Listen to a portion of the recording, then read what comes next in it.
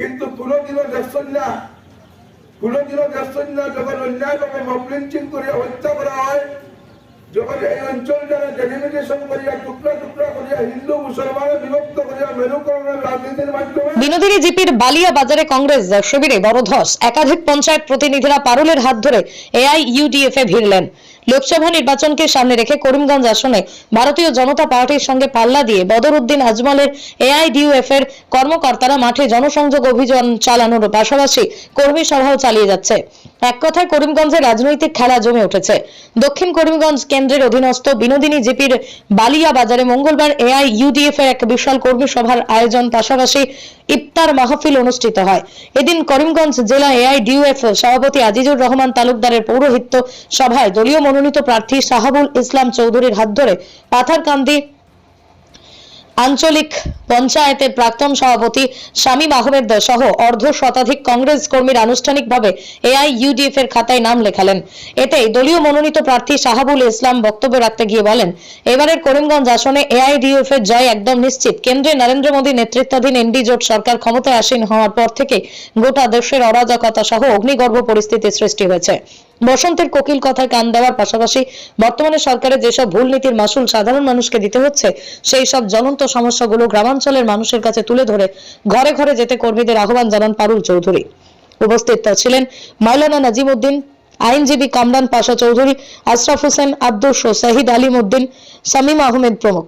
কিন্তু কোনোদিনও দেখছেন না, কোনোদিনও দেখছেন না যখন অন্যায়ভাবে মব লিঞ্চিং করিয়া হত্যা করা হয়, যখন এই অঞ্চলটাকে ডেলিমিটেশন করিয়া টুকরা টুকরা করিয়া হিন্দু মুসলমানে বিভক্ত করিয়া মেরুকরণের রাজনীতির মাধ্যমে এই অঞ্চলের শীর্ষে কমাইয়া দেওয়া হয়েছে, বিধানসভা সমষ্টিতে কমাইয়া দেওয়া হয়েছে, মুসলিম সমষ্টিতে কমাইয়া দেওয়া হয়েছে, তখন এই ধরনের কোন নেতা কোনদিন ফটো মিয়া পাঠাইতে আপনারা দেখছেন না।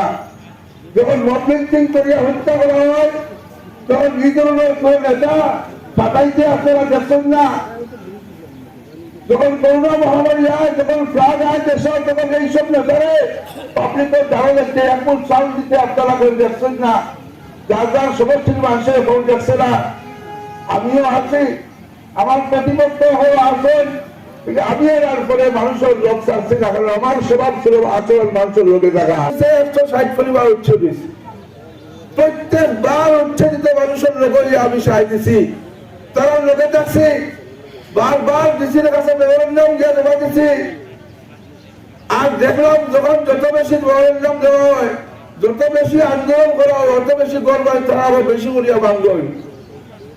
যার কারণে এরা অপশক্তির লোকে, এরা নম্রতি শক্তির লোকে ভাবতাম নাই দেখিয়া এক সময় আমি অঞ্চলের মানুষের বৈষ্ণব ভাই বল এই নম্র ফেরাউন লোকে আমি ভাবলেন না। চলো এক কাম করি, আপনারা উত্তর করিমগঞ্জে সবাই আমি জায়গা লইয়া ঘর বানাইয়া আপনারা যেটা বাড়িঘর বানিয়েছি এটার থেকে বহুত সুন্দর করিয়া বাড়িঘর বানাইয়া দেবো ইনশাআল্লাহ।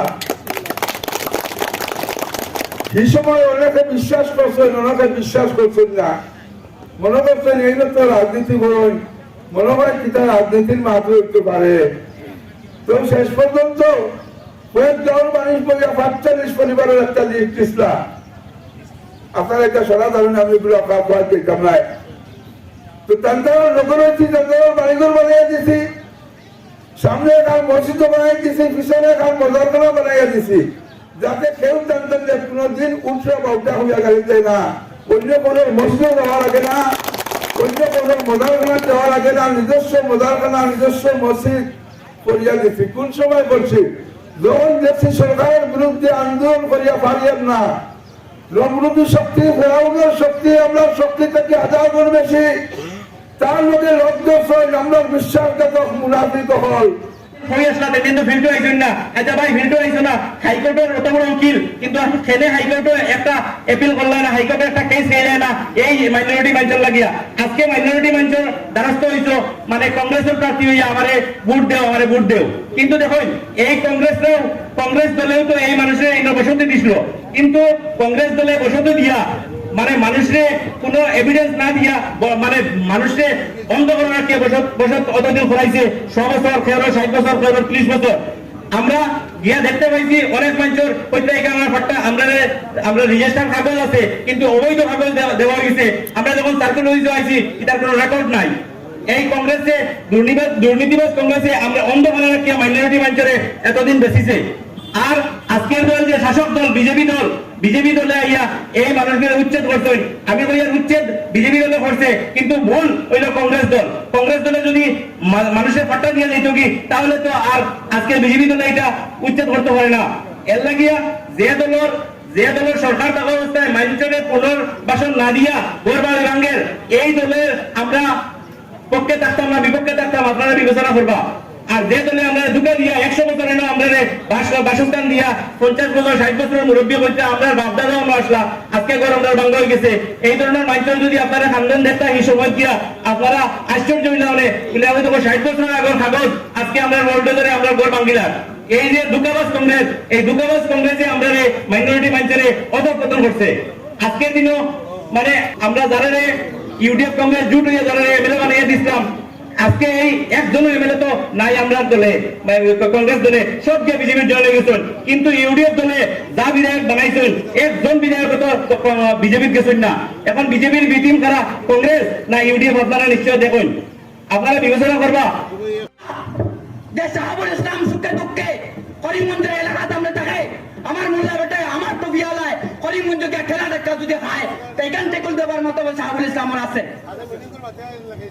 আমরা আজিজুর রহমান তালুকদার সাহেব ও জমিয়তের স্টেট প্রেসিডেন্ট মাহবুল হকে যেভাবে হত্যা স্বীকার করছেন, তাই নিজে লীলাম বাজারের দেশ পেয়ে লাগে যেভাবে রক্ত ঝগড়া করছেন, লড়াই করিয়া আজকে মাহবুলার জান বাঁচাইছেন। আজকে ভাই এই ধরনের মানুষের নেতার প্রয়োজন আছে না? আছে মতন না আপনারা? আপনারা চেয়ার কিতা লাগি বইন না, আপনারা সারা দিকে কোনো উপাদ সংখ্যালঘু মানুষ কিন্তু সংখ্যা গুরুত্ব নাই রে ভাই। আপনারা এটা চাই না এই নেতৃত্ব ওখানে আইছেন, আমার বিধায়ক ওরা وترحمنا لنكونن من الفاجرين اللهم اغفر لنا ذنوبنا وامحو عيوبنا وأد ديوننا وكن لنا معينا وزهيرا واخذ حاجاتنا واشف عاهاتنا واستر عوراتنا وكفى بك مجيبا اللهم تقبل صلاتنا وصيامنا وإفطارنا وسحورنا بقبول حسن يا الله ربنا تقبل منا إنك أنت السميع العليم وتب علينا إنك أنت التواب الرحيم آمين.